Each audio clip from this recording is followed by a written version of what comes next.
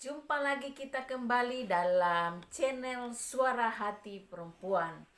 Nah, kali ini saya ingin memberikan tips kehidupan sebagai perempuan yang bijaksana. Bagaimana sih namanya kita menjadi perempuan yang bijaksana atau menjadi ibu-ibu yang bijaksana?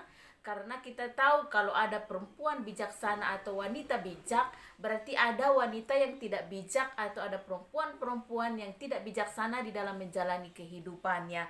Saya menemukan banyak sekali perempuan yang stres, saya menemukan banyak sekali perempuan yang tidak bisa menikmati kehidupannya sebagai perempuan, tertekan dan minder dan tidak bisa menikmati hidupnya dengan baik, sehingga yang dia lakukan hanyalah setiap harinya sakit, setiap harinya bergumul dengan segala banyak masalah hidup, dirundung dengan duka cita dan lain sebagainya. Nah, kali ini dalam channel ini saya ingin memberikan kita apa itu bijaksana dan bagaimana kita menjadi perempuan yang bijaksana. Bijaksana yang pertama adalah kita harus menggunakan waktu kita dengan baik. Sebab waktu itu adalah kesempatan untuk melakukan hal-hal yang baik atau positif, di mana satu hari itu akan berlalu dan tidak bisa kembali. Hari ini tidak bisa lagi kita melaluinya karena sudah besok berganti hari, berganti persoalan, berganti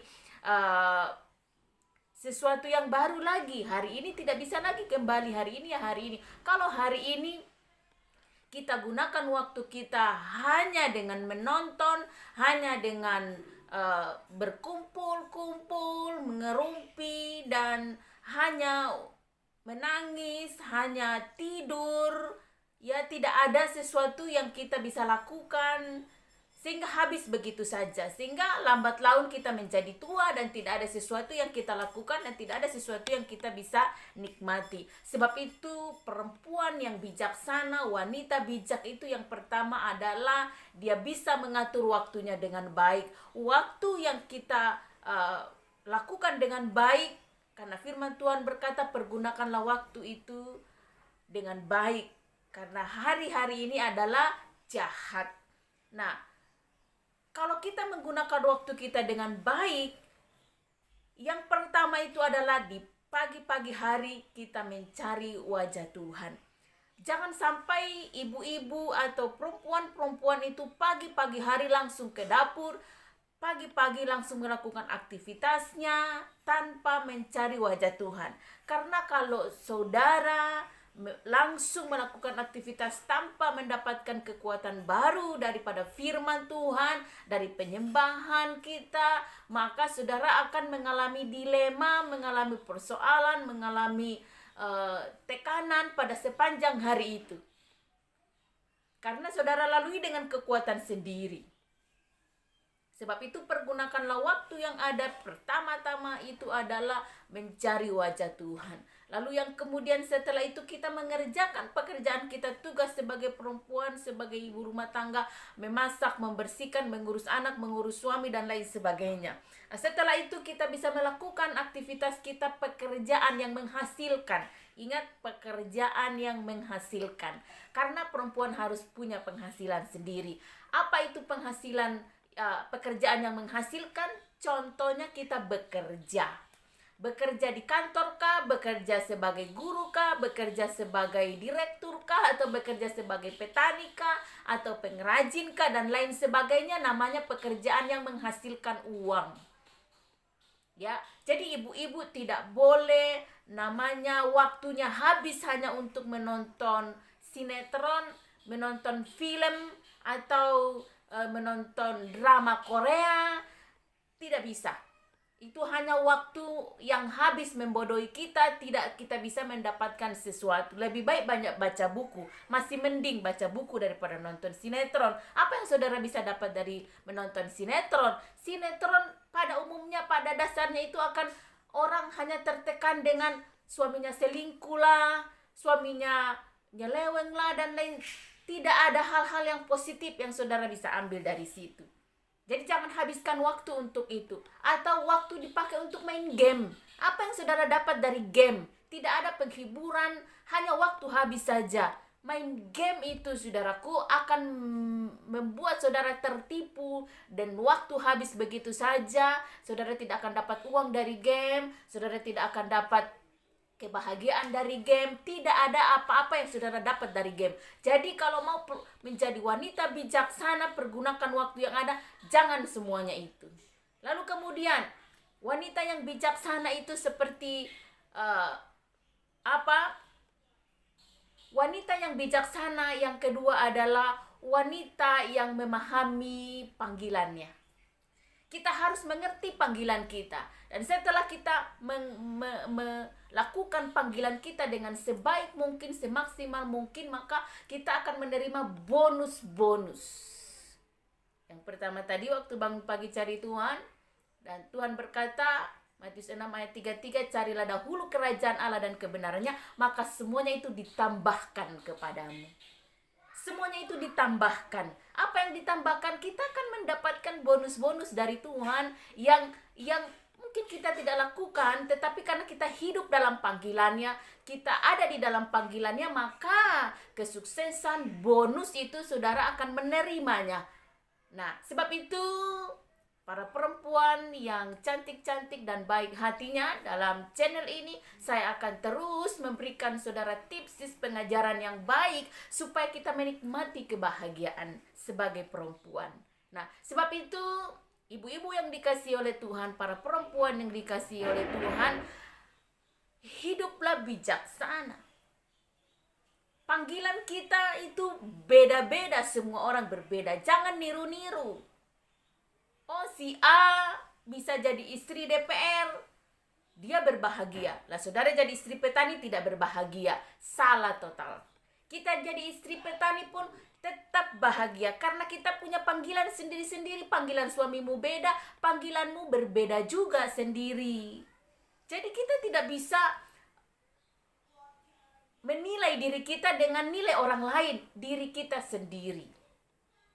Jangan terpengaruh oleh dia istri pejabat, dia istri pegawai, dan dia istri pengusaha atau dia istri orang kaya. Tidak ada pengaruhnya sama sekali. Kita adalah kita. Panggilan kita masing-masing berbeda. Jangan saudara berkata, ya panggilan saya ya ibu rumah tangga. Ibu rumah tangga ya masak, ya ngurus rumah, ngurus anak, ngurus suami. Semua juga begitu. Tapi apakah kita bisa menikmati kehidupan kita dari hanya seperti itu? Kita tidak bisa 100% mengatakan kehidupan kita, suami kita akan ada selamanya. Suatu saat kita akan terpisah, entah dia duluan atau kita duluan. Atau suaminya tidak bertobat dan menyeleweng. Perempuan tidak bisa buat apa-apa, tidak bisa kerja, tidak bisa cari uang, mau apa? Artinya ya akhirnya setelah suaminya pergi atau meninggal atau bagaimana caranya, otomatis dia akan mencari pasangan lain yang bisa menghidupinya. Apakah pasangannya akan lebih baik dari suaminya? Tidak akan pernah. Maka hidup dalam tekanan batin. Mungkin dia bisa sabar-sabar aja kelihatan karena dia tidak berdaya apa-apa, dia tidak bisa punya uang tanpa suami. Akhirnya hidup dalam tekanan batin. Nah, sebab itu kita harus menjadi perempuan-perempuan yang bijaksana. Bijaksanalah di dalam mempergunakan waktu yang ada. Bijaksanalah di dalam menjalani panggilanmu, bekerja sesuai dengan panggilan masing-masing. Kerjakan secara total. Kerjakan secara sepenuh hati. Maka bonus, keberhasilan, kesuksesan itu akan mendatangimu pada waktu yang tepat. Lalu yang terakhir, bagaimana caranya kita hidup bijaksana? Adalah kita hidup bijaksana dengan mengelola atau mengatur keuangan kita dengan baik. Perempuan-perempuan yang takut Tuhan, yang bisa mengatur keuangannya dengan baik, tidak akan pernah kekurangan. Dalam Amsal 31, firman Tuhan berkata, istri-istri tidak pernah kehilangan atau kekurangan keuntungan. Karena apa? Bijaksana di dalam mengelola uang. Jangan hari ini saudara mendapatkan uang 200.000 hilang habis begitu saja, tidak ada tabungan, tidak ada sesuatu yang kita bisa save atau bisa investasikan dalam waktu yang panjang atau tabungan. Jangan katakan apa yang mau ditabung, apa yang mau dikelola, uang sehari-harinya pas untuk beli makan dan minum.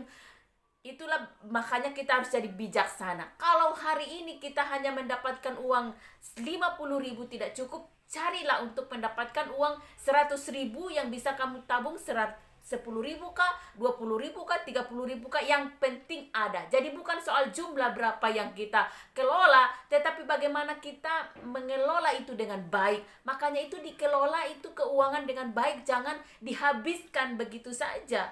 Jadi cara mengelola keuangan dengan baik adalah mana yang prioritas. Saya begitu. Prioritas kita adalah kesehatan, makan dan minum.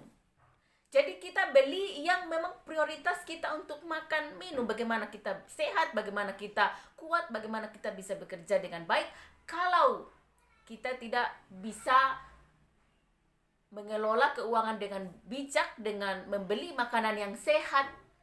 Makanan yang sehat itu tidak harus mahal. Saudara pikir makanan yang sehat itu harus daging, harus yang mahal-mahal, harus seafood. Tidak juga. Tahu, tempe itu makanan yang sehat. Karena di situ lengkap. Jadi sayur, nasi, sambal, tahu atau tempe atau ikan atau apalah, itu lengkap. Jadi kita tidak perlu harus mahal baru makan bergizi, enggak. Sederhana tapi bergizi. Yang penting itu ada sayur, buah. Jadi sayur dan buah itu tidak mahal, tidak harus buah yang mahal, ya pepaya, ya jambu dan yang murah, tapi harus ada. Itu tips-tips kita menikmati kebahagiaan sehingga kita tidak pernah kekurangan. Jadi jangan pernah berkata ya dia bahagia, dia senang karena dia punya uang banyak, dia pengusaha dan lain sebagainya. Tidak, sebenarnya semua orang itu sama. Tuhan berikan kekuatan, kemampuan untuk memperoleh kekayaan. Atau sama, Tuhan berikan kemampuan, hikmat untuk memperolehnya. Tetapi kita tidak menggunakannya dengan baik, tidak mengelolanya dengan baik. Waktu kita habis begitu saja tanpa kita gunakan untuk berpenghasilan. Tetapi kita harus menjadi perempuan, ibu rumah tangga, wanita-wanita yang bijaksana, bisa mengelola dengan baik sehingga kita punya keuangan cukup, bahkan kita bisa menabung. Tujuan menabung adalah apa? Untuk pendidikan anak-anak kita, untuk masa tua kita, karena kita tidak selamanya kuat. Selagi kuat, gunakan untuk mencari uang, untuk menabung, karena ketika kita sudah tidak bisa bekerja lagi dengan tenaga yang terbatas, kita sudah punya saving. Jadi anak-anak kita bisa bersekolah dengan baik. Karena anak-anak kalau putus sekolah, dia akan minder dalam pergaulan. Dia akan ngos-ngosan untuk berjuang. Sebab itu selagi masih ada waktu, masih ada kesempatan, apalagi kalau masih muda, harus mempergunakan waktu yang sebaik-baiknya. Pergunakanlah waktu yang ada, karena hari-hari ini adalah jahat. Termasuk hari-hari ini yang jahat apa itu, saudaraku? Iklan. Berapa banyak pengeluaran kita hanya karena kita tergiur dengan iklan. Saya pun mengalami itu. Saya sudah berusaha, saya tidak mau termakan iklan. Begitu muncul, maka beli juga. Tapi pada akhirnya tidak sesuai dengan harapan. Jadi jangan termakan iklan. Jadi kalau apa muncul di layar handphone Anda, di Facebook, di apapun itu, katakan itu iklan. Iklan sama dengan racun buat saya. Racunnya kenapa? Karena pemborosan. Kalau kita butuh, baru kita beli. Contoh misalnya, lewatlah bando misalnya, bando. Kita butuh bando nggak sih? Sebenarnya bando itu hanya aksesoris. Kita tidak harus membeli. Beda dengan makanan, harus beli. Tapi bando tidak harus beli. Jadi bagaimanapun kata iklan, jangan termakan oleh iklan. Jadi taruh di pikiran kita, ibu-ibu, para wanita, perempuan-perempuan yang cantik-cantik dan baik hatinya, jangan termakan iklan. Beli kebutuhan, bukan keinginan. Itu saja tips dari saya. Tuhan Yesus memberkati dan tetap semangat.